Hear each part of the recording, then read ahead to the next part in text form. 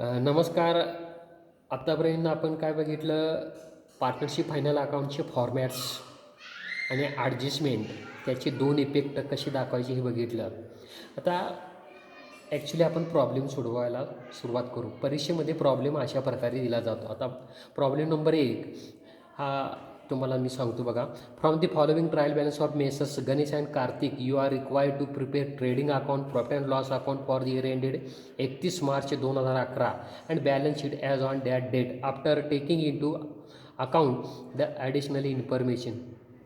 तर गणेश आणि कार्तिक हे दोन पार्टनर आहेत आणि त्यांची 31 मार्च 2011चा ट्रायल बॅलन्स दिलेला आहे आणि खाली ॲडजस्टमेंट दिलेलं आहे. यावरून तुम्ही काय करायचं आहे, trading account, profit and loss account आणि बॅलन्स शीट तयार करायची आहे. आता ट्रायल बॅलन्सच्या ही डेबिट साईड, ट्रायल बॅलन्सची क्रेडिट साईड. ट्रायल बॅलन्सच्या डेबिटला काय काय दिले बघा. ओपनिंग स्टॉक दिले, purchase, wages, carriage inward, cash in hand, insurance, postage and telegram, sundry debtors, land and building, furniture, travelling expenses, discount allowed, bad debts आणि bills receivable.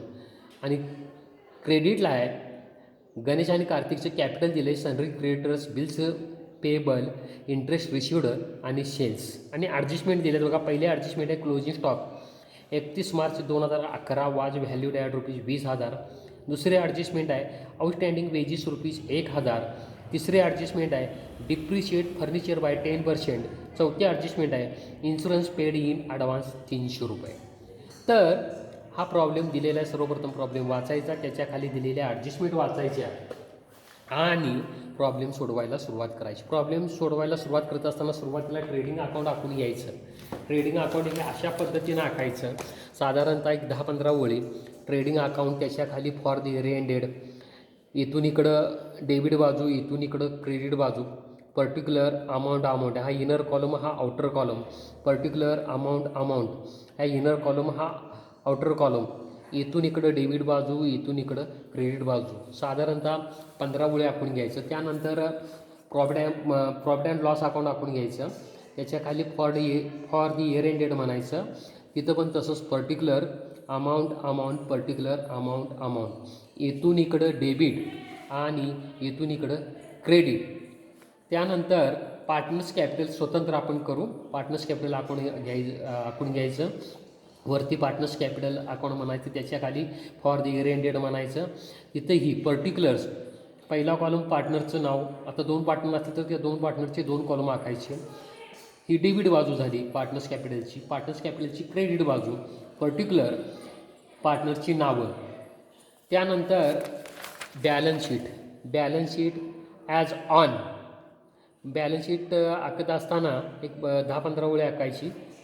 Partners capital जास्त आखायची नाही. पार्टनर्स कॅपिटल एक 6-7 ओळीच आखायची, जास्त नाही. आणि balance sheet एक 20 ते 25 ओळी.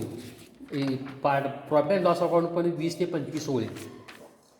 बॅलन्स शीटला लायबिलिटीज रुपीज किंवा अमाऊंट काही चालतं. असेट्स रुपीज, इथून इकडं लायबिलिटीज, इथून इकडं असेट्स. हे साधारणतः 20-25 ओळी आखून घ्यायचं. त्यानंतर काय करायचं, हे जे ट्रायल बॅलन्समध्ये अकाउंट दिलेले आहे ह्यामध्ये काही खर्चाचे अकाउंट आहेत, म्हणजे एक्सपेन्सेसची काही अकाउंट आहेत, इन्कमची काही अकाउंट आहेत, असेट्स आहेत, लायबिलिटीज आहेत. याचं प्रॉपर पोस्टिंग करायचं. हे पोस्टिंग कसं करायचं, पहिला प्रॉब्लेम असल्यामुळे मी तुम्हाला इथं आता लिहून देतो. ओपनिंग स्टॉक हा ट्रेडिंगच्या डेबिटला घ्यायचा. इथं TD लिहायचं. TD म्हणजे ट्रेडिंगची डेबिट साईड.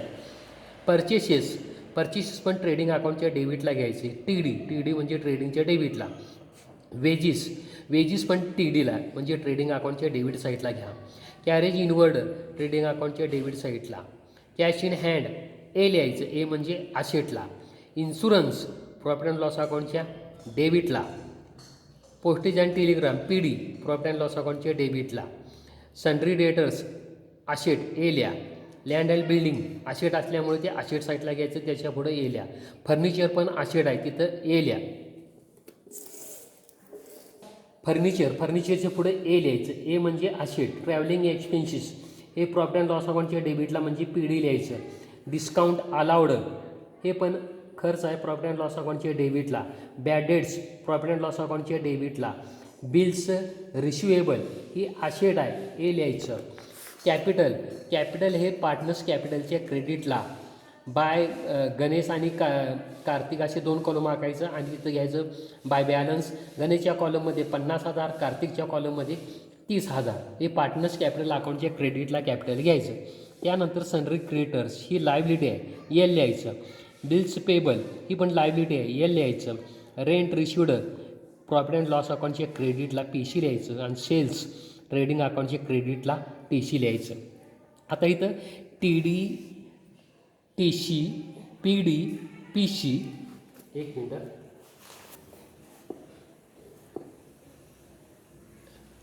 टी डी म्हणजे ट्रेडिंग अकाउंटची डेबिट साईड, टी सी म्हणजे ट्रेडिंग अकाउंटची क्रेडिट साईड, पी डी म्हणजे प्रॉफिट अँड लॉस अकाउंटची डेबिट साईड, पी सी म्हणजे प्रॉफिट अँड लॉस अकाउंटची क्रेडिट साईड, ए म्हणजे असेट्स आणि एल म्हणजे लायबिलिटीज.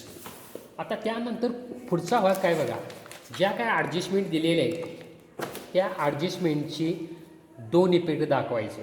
तर ह्या ज्या ॲडजस्टमेंट दिलेल्या आहेत ह्या ॲडजस्टमेंट ह्या ट्रायल बॅलन्समध्ये दिलेल्या काही अकाउंटशी संबंधित आहेत, काही संबंधित नाही आहेत.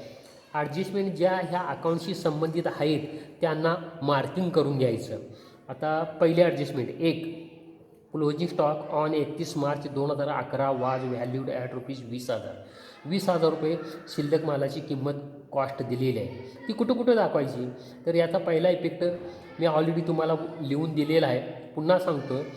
क्लोजिंग स्टॉकची अमाऊंट ही ट्रेडिंग अकाउंटच्या क्रेडिटला ट्रेडिंग अकाउंटच्या क्रेडिट साईटला पहिला इफेक्ट आणि दुसरा इफेक्ट बॅलन्स शीटच्या असेटला दाखवायचा.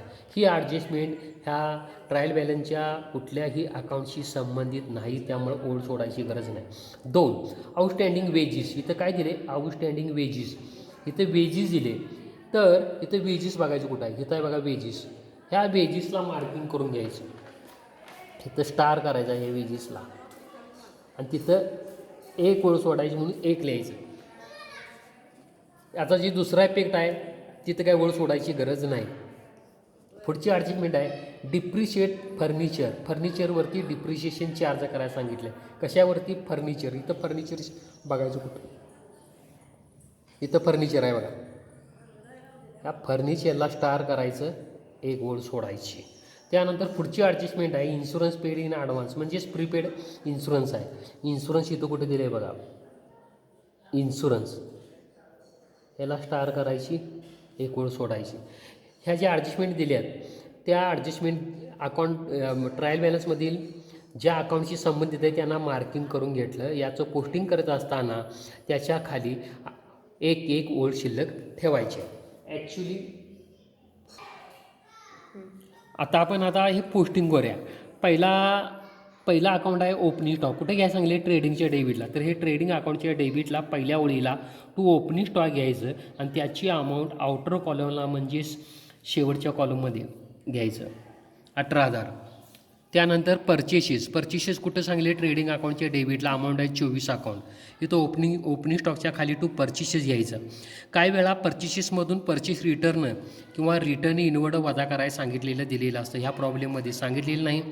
पर्चेसमधून जे वजा करायला सांगितले असते ते ट्रायल बॅलन्समध्ये क्रेडिटला असतं, त्याला म्हणतात पर्चेस रिटर्न किंवा रिटर्न आउटवर्ड किंवा पर्चेस रिटर्न म्हणतात. ते पर्चेसमधून वजा करायचं असतं. लागलंच ते इथं वजाबाकी करून आउटरला घ्यायचं. ह्या प्रॉब्लेममध्ये ते सांगितलेलं नाही, त्यामुळे डायरेक्ट मी पर्चेस आउटर कॉलमला घेतलं. त्यानंतर वेजेस.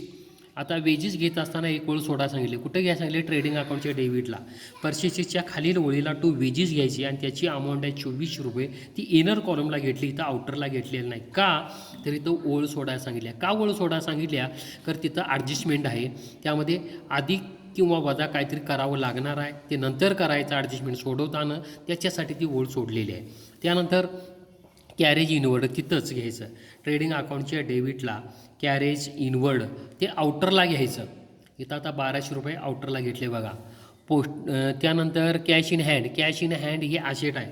बॅलन्स शीटच्या असेट साईडला पहिल्या ओळीला कॅश इन हँड 3,800 रुपये.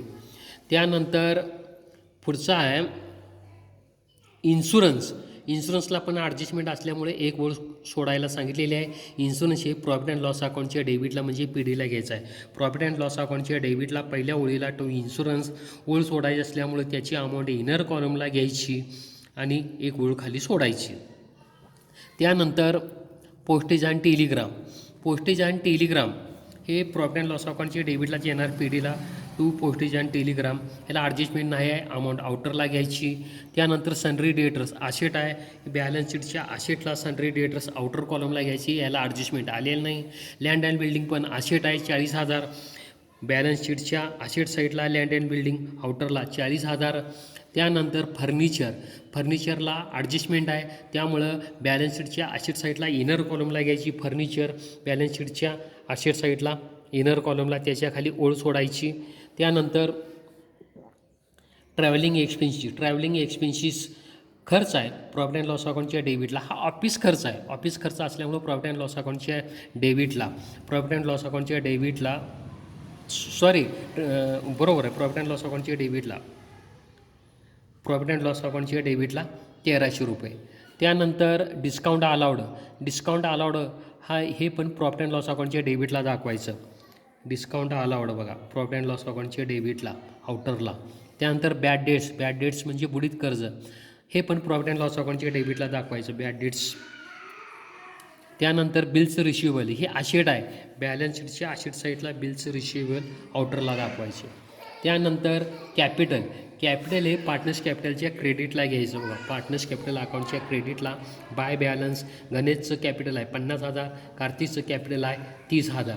त्यानंतर सनरी क्रेडिटर्सची लायबिलिटी आहे, बॅलन्स शीटच्या लायबिलिटी साईडला दाखवायचं सनरी क्रेडिटर्स आउटरला म्हणजे शेवटच्या कॉलममध्ये. त्यानंतर बिल्स पेबल ही पण लायबिलिटी आहे, बॅलन्स शीटच्या लायबिलिटी साईडला बिल्स पेबल आउटरला. त्यानंतर रेंट रिसिवड हे आपलं उत्पन्न आहे, प्रॉफिट अँड लॉस अकाउंटच्या क्रेडिटला दाखवायचं, प्रॉफिट अँड लॉस अकाउंटच्या क्रेडिटला बाय रेंट रिसिवड. त्यानंतर सेल्स ट्रेडिंग अकाउंटच्या क्रेडिटला दाखवायचे, टीसीला ट्रेडिंग अकाउंटच्या क्रेडिटला.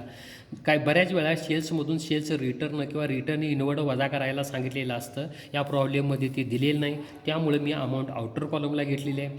जर सेल्स रिटर्न किंवा रिटर्न इनवर्ड दिला असेल तर याची अमाऊंट इथं घ्यायची, त्यातून लेस सेल्स रिटर्न किंवा रिटर्न इनवर्ड इथं घ्यायचं, वजाबाकी करायची आणि शिल्लक अमाऊंट आउटरला घ्यायची. तर आपण आता या ट्रायल बॅलन्समधील दिलेली सर्व जी अकाउंट होती त्याचं पोस्टिंग केलं. आता पोस्टिंग करण्याचं नियम साधारणतः सांगतो. उत्पादनासंबंधीची जी अकाउंट असतात, for example purchase, wages, carriage inward अशी जी अकाउंट असतात ती ट्रेडिंग अकाउंटच्या डेबिटला घ्यायची. ऑफिस खर्चासंबंधीची जी अकाउंट असतात ती सर्व प्रॉफिट अँड लॉस अकाउंटच्या डेबिटला घ्यायची. उदाहरणार्थ